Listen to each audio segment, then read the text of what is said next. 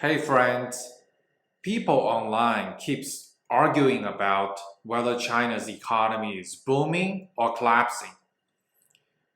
But while Beijing is busy bragging about its EV exports and Shenzhen pretends it's next Silicon Valley, the truth about the Chinese economy is hiding where no one is looking in China's small county towns, where the so-called miracle is falling apart.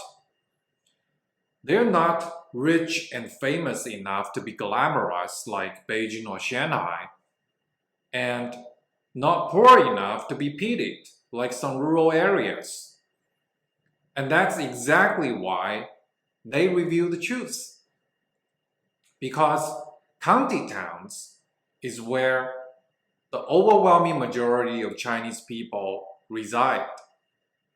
And when you walk through a county town in China today, you can feel it. This isn't economic development anymore. It's decay with good lighting. Everyone online likes to argue from the extremes.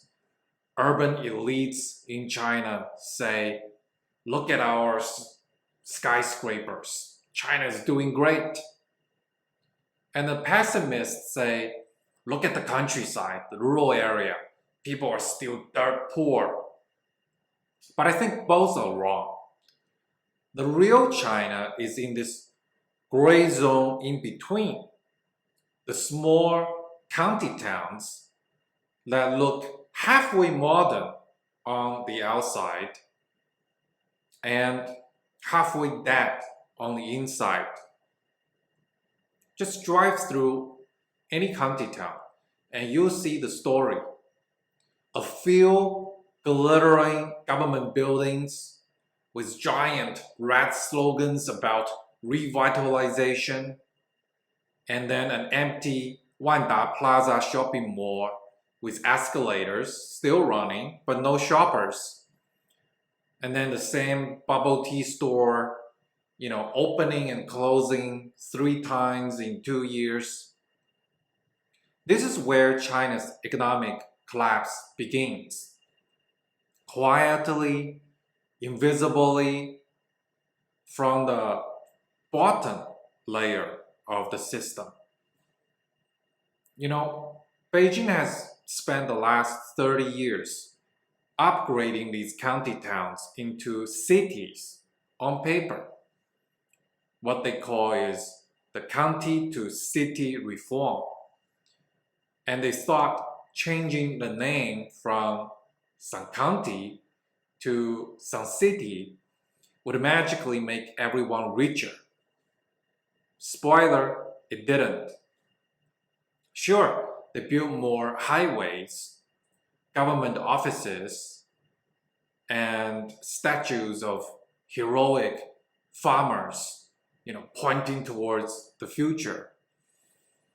But the economy underneath, still agricultural and fragile, and now buried under local debt. Most of these new cities are just old counties wearing makeup. The same population size, same jobs, same empty promises. Just more paperwork and corruption. If you really want to understand how China's economy is collapsing, look at the 3 industries holding up the economies of most of these county towns: manufacturing, construction, and retail. And watch them crumble one by one. First, manufacturing. Manufacturing has fled these county towns. Every factory tracing cheap land and cheap labor is gone, either moving overseas to cheaper countries or consolidating in coastal zones with state subsidies. And when these factories leave county towns, they take not just jobs, but also tax revenue, logistics, and the dignity of work. And now what is left are, rusting industrial parks with broken gates and signs that still say Innovation Hub 2020. Next, construction has frozen. China's real estate fever once made even small counties feel rich. You can see cranes everywhere, new districts advertised as the next Shenzhen. Now, you can see like these half-built skeletons covered in dust everywhere. Developers vanished, cement suppliers bankrupt. The golden goose is not laying eggs. It's rotting on the construction site. And finally, what about retail? Well, retail has died. Just walk into any underground mall in a county town. The air smells like mold and regret. The street shops plastered with 旺铺出租, prime shop for rent. And locals joke that the only people making money are the landlords. And now even landlords cannot find tenants. Why? Because everyone buys online. Every yuan spent on Alibaba or Pinduoduo is a yuan sucked straight out of the local county economy and funneled to Beijing or Hangzhou, where Alibaba is based. In a healthy economy, money moves from farmer to local shopkeeper to factory to local restaurant. But in China's county towns, the cash flow is dead. The local rich families spend in provincial capitals or overseas. Ordinary workers send their savings to their kids who work in big cities so they can afford the down payment. And even rural households skip the county market and go straight online. So what's left behind are these dying storefronts and idle hands. The local money doesn't circulate anymore. It evaporates upward into tech platforms, big corporations, and taxes that never come back down.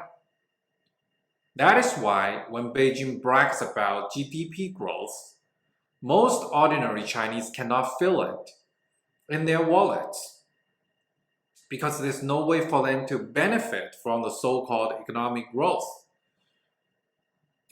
I actually grew up in a small county town in the south of China. And when I was a kid, there's still some vibrancy to these county towns. You could feel a sense of hope. People renovating their houses, opening those small businesses, and sending kids to colleges in big cities. Last time I went back, it was like walking into a paused movie. Everyone is older, slower, and quieter. The young people left years ago for job opportunities in big cities. And those who return to these county towns, they say, at least, life is cheaper here. I don't want to grind in big cities.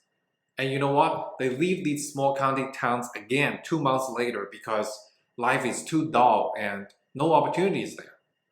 And there's no real work. The government clerks make barely enough to cover rent. And the local teachers and police fight for these tiny wage bumps. Entrepreneurs either go broke or get co-opted by the system. And that system in a local county town level is completely feudal. Jobs don't go to the capable. Okay, they don't care where you go to school. Those jobs go to the connected. So if your uncle is not in a local bureau, forget it. The idea of meritocracy died the moment the local party office became a family business. Every county town in China basically runs on the same, what I call the triangle of power. Officials, businessmen, and gangsters. At the top, you have the county party secretary. He's like a mini emperor who controls the personnel, the budgets, land, and the projects. So if you want anything done, from building a road to opening a kindergarten, it goes through this guy. And then below him, you have the deputy officials and bureau chiefs in charge of education, health, and public security. So these guys control schools, hospitals, and police, meaning they control people's daily life. And then below them, you have the businessmen who don't innovate, who just speculate. Their job is to turn government orders into money, bidding on land, building those useless industrial parks, and calling it urban revitalization. They wine and dine the local officials, bribe them with project shares, and then pocket the government subsidies. And finally, you have this gray class, the local thugs, mafia. They handle what CCP officials cannot be seen doing, right? Intimidation, nightlife monopolies, underground gambling, etc. And together, this triangle milks the entire county town dry. And the result is you have a few fancy hotels where these people meet, drink, and seal deals, surrounded by streets and blocks of empty shops. That is the operating system of Chinese county towns. And you know what all this costs? Trillions in hidden local debt. These counties borrow like addicts, building vanity projects just to impress their superiors for political promotion. Tourism zones, tech parks, new districts, all financed by debt they can never repay. Now the interest alone is drowning most of them. And there's one county in Guizhou province built a futuristic water silk tower and ended up owing over 40 billion yuan with only a fraction of tourism revenue. Imagine running a town like you're maxing out credit cards to impress your boss in Beijing. And Beijing pretends to fix it through debt swaps and restructuring. But let's be real, this cannot be restructured. It's a slow motion bankruptcy disguised as financial maneuvering. So what happens when an economy stops creating hope? It ages fast. Go back to a county town today. The streets are spotless. The parks are empty. And the loudest sound at night is those old retired nannies playing mahjong. It looks peaceful until you realize peace is just the absence of youth and vitality. What's happening is that many small county towns in China are losing people because jobs and opportunities have disappeared. And when too many residents leave, schools no longer have enough students. So what they do is they are merged or shut down. Hospitals and local clinics lose patients and funding. So they either scale down or close. Local governments combine two or more counties to save money.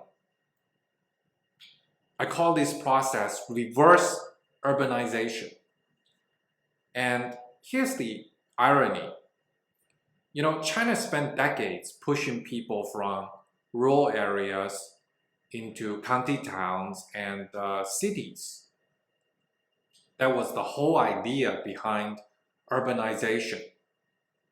But now, as economic growth slows and local debt explodes, many of these small cities cannot sustain their populations or services.